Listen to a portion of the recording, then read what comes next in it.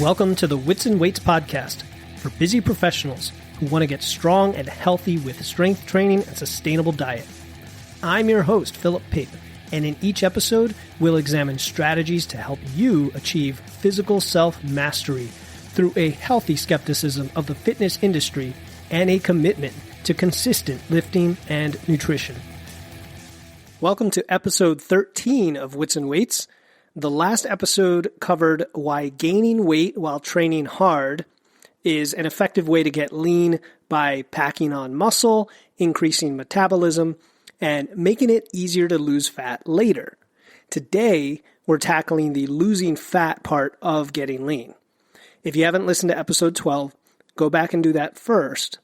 If you're a new lifter who is not extremely overweight, your best gains will come through hard strength training and eating at maintenance or in a slight surplus to improve your body composition. I recommend focusing on building muscle before you worry about losing fat. However, if you're a late novice or intermediate lifter who has spent time in a building phase and is ready to lean out through a fat loss phase, this episode is for you. After all, most of us want to maintain a healthy weight, and we can't keep packing on muscle along with some fat forever. The body adapts, muscle building slows down, and sometimes we need to rev the engine, so to speak, by taking a break, cutting some weight, and resetting ourselves for the next building phase. The challenge is losing weight at a reasonable pace while retaining as much of that hard-won muscle as possible through appropriate training and nutrition choices. Just as we want to maximize muscle size and growth while gaining weight, we want to minimize muscle loss and maximize fat loss while losing weight.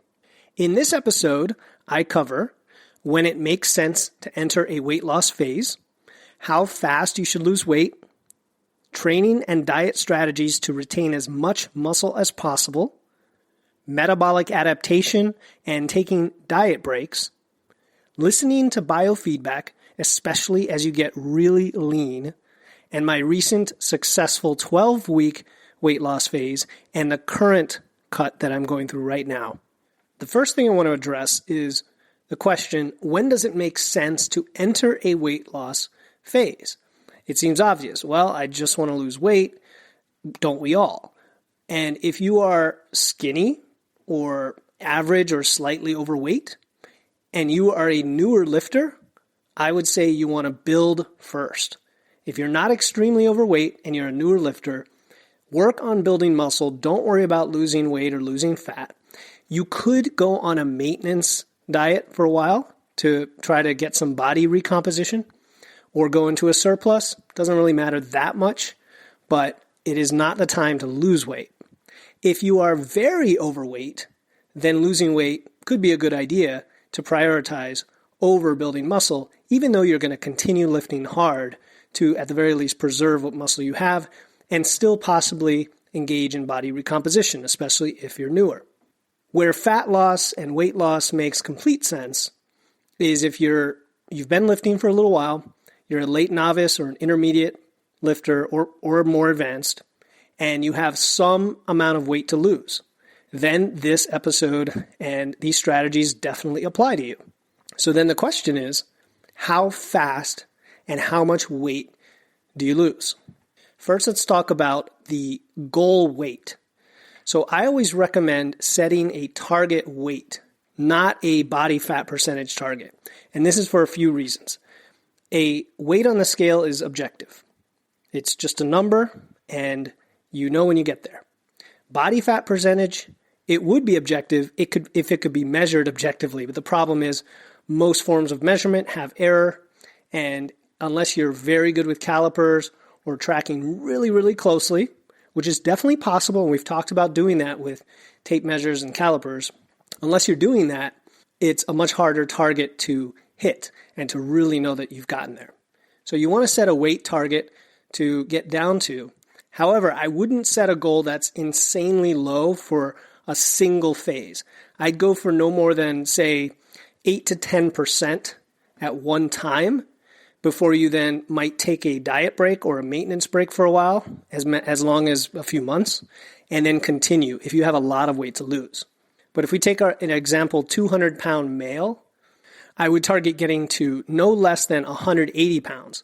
So that's 20 pounds of weight loss in one continuous phase. Now, the actual target weight you're going to hit depends on your personal goal. Is your goal just to get to a quote-unquote healthy weight, which we'll talk about in a second, or is it to get really lean for a specific goal like a physique competition, bodybuilding, a vanity goal like looking good on the beach, or even a photo shoot? Those are very different goals. We're just going to assume that your goal is to get to a healthy weight, and I realize that that is a somewhat subjective thing as well. There's something called the BMI, the body mass index, which is often used to determine whether someone is healthy, overweight, or obese. Now, if you don't have much lean mass, if you're sort of the average American who doesn't lift, it's a pretty reasonable reflection of whether you're at a healthy weight. But the more lean mass you have, the more body fat itself becomes a better proxy for quote-unquote healthy. I'll take myself as an example. I currently weigh 175 and I'm 5'9". If I plug that into a BMI calculator, it says that I'm overweight. But I have a pretty lean body composition of probably around 13 to 15%, which I would consider healthy from all aspects. But if you were, say, skinny fat at 175 and 5'9", you very well could be at maybe an unhealthy weight. So I would keep all those in mind based on where you are today. If you're a newer lifter, you haven't put on much muscle, BMI is a reasonable window to look at to decide if I want to get to the lower end of the overweight range or down into the quote-unquote healthy weight range. So that's the target. Then we want to target how much weight we want to lose per week. And the generally recommended range is 0.25 to 1% of your body weight per week. The newer lifter you are, the higher you can go. And any more than that is just too aggressive. It would probably lead to more muscle loss, more hunger. You have fewer calories to work with, which makes it hard to hit your protein. It probably makes you miserable, and it could cause more rapid metabolic adaptation, all of these things. You can do it if this is the very first time you're doing this and you're overweight or very overweight and you just want to be very aggressive and you just started lifting, you might be able to go a little higher. But generally the range is 0.25 to 1% of your body weight per week. Even just if you think about a 200-pound person, 0.5% is still 1 pound per week, which is still 52 pounds per year. So if you have 50 pounds to lose, you can lose it in approximately a year. And chances are you're going to go a little bit more aggressive than that at that weight, which would speed up the process. But remember, we want to take a break if it's any more than roughly 10% of weight loss. We want to take a break once we get to 10%, and then we're going to continue later on. So if we take a 200-pound male who wants to lose 1% body weight per week and lose 20 pounds, that's going to be up to 2 pounds per week loss, and it's going to take 10 weeks. So using the 3,500 calorie per pound rule of thumb, the very rough rule of thumb, that's 7,000 calories deficit per week. 3,500 times 2, 7,000 calories of deficit per week. You divide that by 7 days, and that's 1,000 calories per day below maintenance as a very rough frame of reference to start. So if this person's expenditure, if his total daily energy expenditure is currently 3,200 calories, he would target 2,200 calories per day for the diet. And then you would track your weight on a regular basis. I recommend every morning. I've said this before, but you can do it a few times a week. It's got to be enough to get a moving average so that you're not beholden to big swings, big fluctuations in scale weight that naturally occur due to changes in glycogen and water in your body every day. So we need to have something to smooth it out. And then after a week and then another week, we'll know whether we're losing that 2 pounds per week. The problem is total daily energy expenditure is very dynamic. You cannot just set it and forget it. This is why it's extremely important to log food and weight. So you have objective data to tell you how the calories in affects your change in weight week to week. So I would consider using an app. I've said this before, an app like MacroFactor, which I'm a big advocate of. I use it myself. Discount code Wits and Weights. MacroFactor uses an advanced algorithm that adjusts your calories based on individual goals that you put into the app, based on your food intake, and a predicted change in your body composition. And if I'm going to share my current macros as an example, my current calories and macros, so you get an idea of what this looks like when you're weight loss phase, I currently weigh about 175, and my target right now is pretty aggressive at 2,130 calories a day. And that's made up of 185 grams of protein, 70 grams of fat, 190 grams of carbs. Now that 185 grams of protein, you'll notice, is a little bit more than a gram per pound, sort of the gold standard we've talked about. And it's been constant. Even when I was gaining weight, it was that. And when I'm losing weight, it's that. But when I'm losing weight, I'm cutting the calories quite a bit. So the fats and carbs have had to drop extensively as the calories have dropped, so as not to touch the protein. So you can see at 190 grams of carbs, it's still an okay amount. It's roughly a gram per pound of carbs, and then 70 grams of fat. So I have to be really careful to get my protein in, but make choices that limit the other macros so that I can get my protein while hitting my calories. So to summarize this section, choose a target weight. Don't try to lose more than 10% of your weight in one go. And choose a target rate of loss per week between 1/4 to 1% of your body weight, and use that to drive your calorie and macro plan. All right, next I want to talk about training and diet strategies so that you can retain as much muscle as possible. For people who aren't lifters, which is many of us, myself included, for much of my life, weight loss is often seen as a way to get thin. And you just do it at all costs. In other words, typically you do it by eating less. And you might do it by following a fad diet, keto or carnivore or whatever. But at the end of the day, you're cutting calories. But you often don't care where the calories come from and how much protein you're getting because you're not really lifting, and muscle doesn't seem that important to you. But now that we are focused on being healthier, being fit, gaining muscle, and improving body composition, the training and diet strategy is very important when we're losing weight. So when we talk about training, we have to continue lifting hard. It's really as simple as that. What I recommend is whatever you're doing today for your programming, whether it's starting strength or a 4-day split or an intense bodybuilding program, continue the same program into your diet, recognizing that progress may eventually start to stall, and that's okay.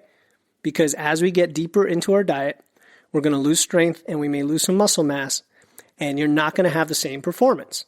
Now that's a small sacrifice that we make, but by continuing to provide a strong muscle building stimulus, usually in the form of intensity, meaning we're lifting heavy weights, high weights on the bar, but not necessarily, a variety of programming styles can work, we are preserving as much muscle as we can. Now, do not expect strength or muscle gains while losing weight unless you're in that small sweet spot of a new lifter who's undergoing body composition, but that is a very short window. So if you get that, that's a bonus. Don't expect it. Instead, we're focusing on minimizing muscle loss. So that's for training. It's pretty simple. Just keep training hard and be consistent. Consistency is the most important thing. And of course, recovery. Hey guys, I just wanted to thank you for listening to the podcast. If you find it valuable, you would be doing me a huge favor by sharing it on social media. Just take a screenshot, share it to your Instagram story or Facebook. Please tag me so I can personally thank you, and we can talk about what you found helpful and how I can improve. Again, an incredible thank you for supporting the podcast, and enjoy the rest of the episode.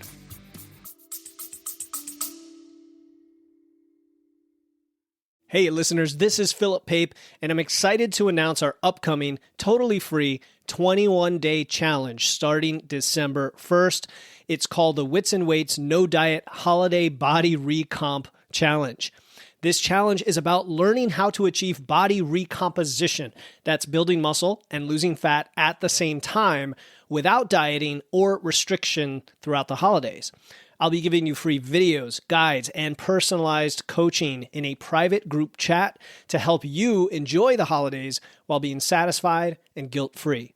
The kickoff call is Friday, November 17, and the link to enroll is in the show notes. No matter what episode you are listening to, don't worry. If you're hearing this after November 17, you can still register and get access to the replay and resources before the challenge starts on December 1st. Again, to join the Wits and Weights No Diet Holiday Body Recomp Challenge to build muscle and lose fat without dieting through the holidays, click the link in my show notes. Now back to the episode.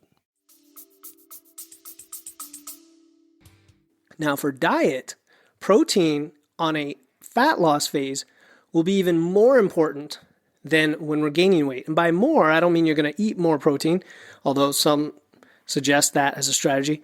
But the fact that you still need as much protein as when you're gaining weight means that you're going to have to sacrifice the fats and carbs, which takes some rebalancing in what you eat. So you're still going to target around 1 gram per pound or whatever you were doing on your weight gain that makes sense for you. And that's going to help preserve that hard-won muscle as you lose weight. But carbs and fat are going to come way down. So to make sure you have sufficient carbs for recovery and for training, you may want to cut more of the fat than you do the carbs, which can be a sacrifice for some of us depending on what we like to eat. I also recommend trying to get lots of your carbs peri-workout. That is in the window before, during, and after your workout. We're not talking about this crazy anabolic window where you have to do it precisely half an hour before up to precisely half an hour after, anything like that. Just roughly around your workout window, 3-4 hours around that window, try to get a lot or most of your carbs. Also focus on satiety promoting foods. By satiety, I mean things that fill you up, that are less calorie dense. And this might require adding more greens, salad, fruit, vegetables instead of calorie-dense foods. It might mean eating leaner cuts of meat, maybe a little more chicken, even chicken thighs instead of, say, beef occasionally.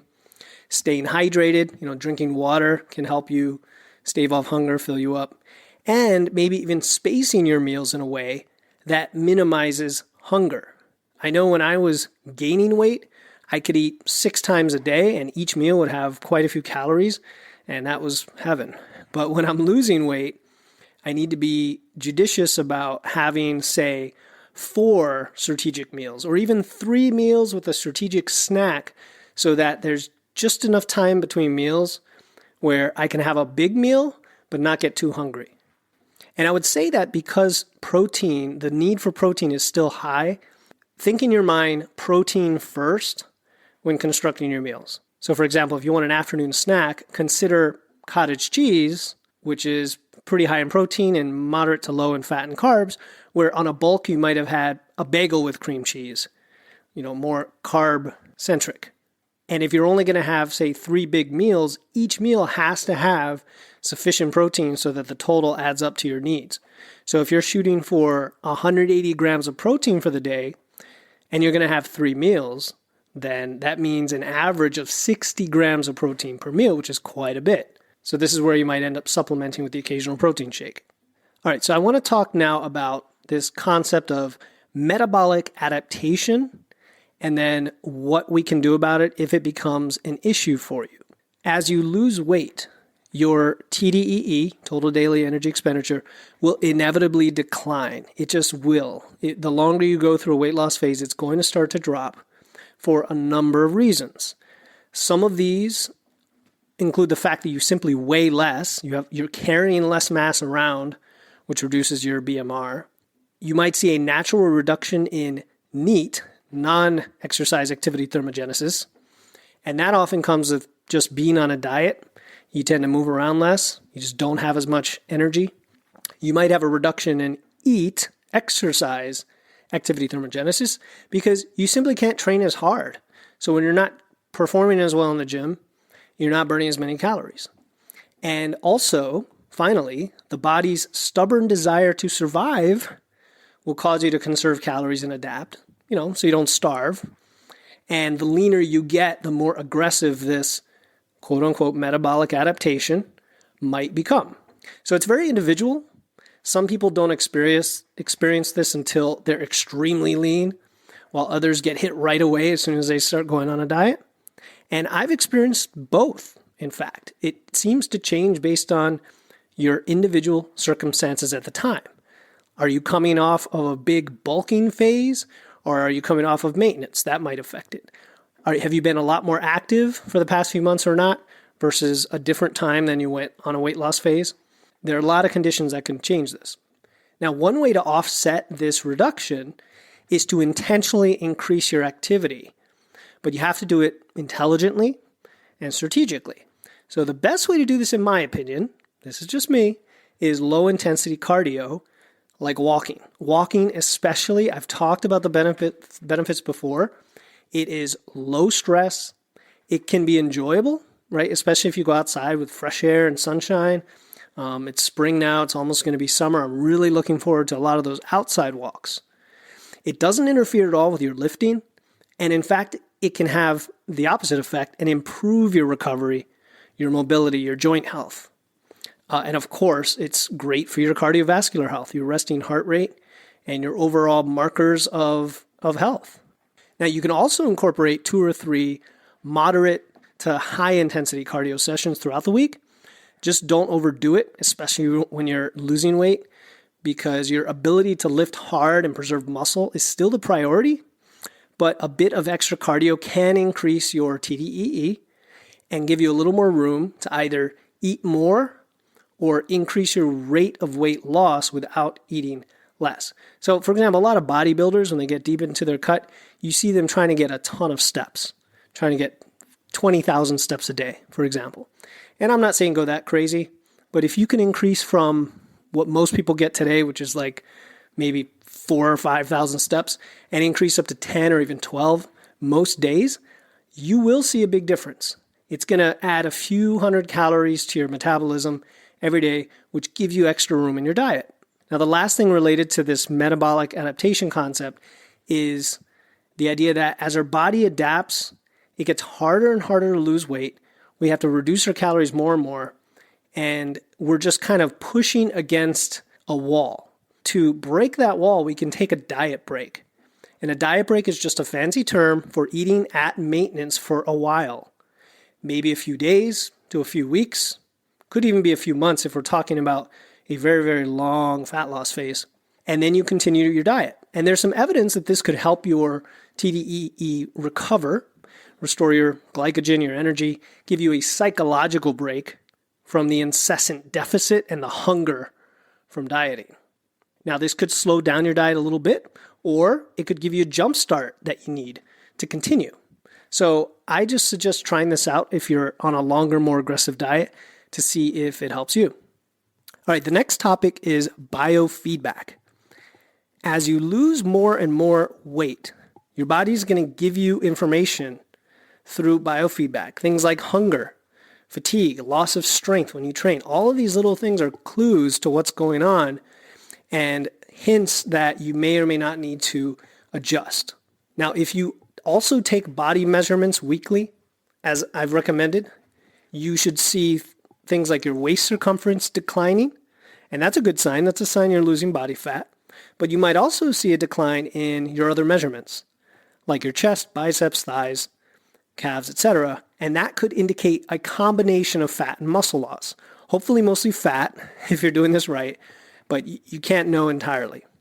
Now, just because you have a particular weight target, so let's say you're 200 pounds, you want to get to 180, it doesn't mean that you should just keep pushing and pushing and pushing toward that goal if the experience has become too negative, right? If it's getting harder and harder, if your metabolism is dropping like a rock, if you're having to cut your calories, if you're super hungry and you're miserable, you might just need a diet break, or it might be time to end the cut and get back to maintenance for a while, or even a building phase. Because we're in this for the long term, folks. We're in this for sustainability over the long term. We're not talking crash diets here. We're talking reasonable, I'll call it slow, weight loss to preserve muscle until you get to your goal, but it has to be something you can sustain for the rest of your life.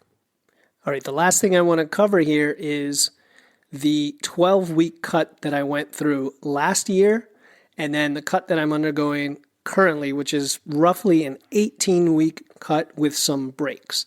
So talking about the 12-week cut, going back to early August of 2021, I had just finished a muscle building phase and my weight was 187.2. And when I ended the cut in late October, my weight was 167.8. So that was a total decrease of 19.4 pounds, which was 1.6 pounds per week. So that's roughly 0.85% of my starting weight per week. Right in that range of quarter to 1% that we talked about, it was 0.85%. So moderate to moderately aggressive. Now, I also did calculate my body fat percentage. I use two methods. One is the Navy method with the neck and waist measurements with tape, and the other was the 3-site caliper measurements. And then I would average them because they're pretty far off from each other most of the time, but the average gives you a reasonable number, and then the trend is what's most important. So I started at 18.62% body fat, and I ended at 10.69. So fairly lean. In fact, it was probably the leanest I had been ever before, and now I'm actually on track to try to beat that. I basically lost 17 pounds of fat, and I lost 2.4 pounds of muscle, which isn't too bad. So I preserved most of my muscle.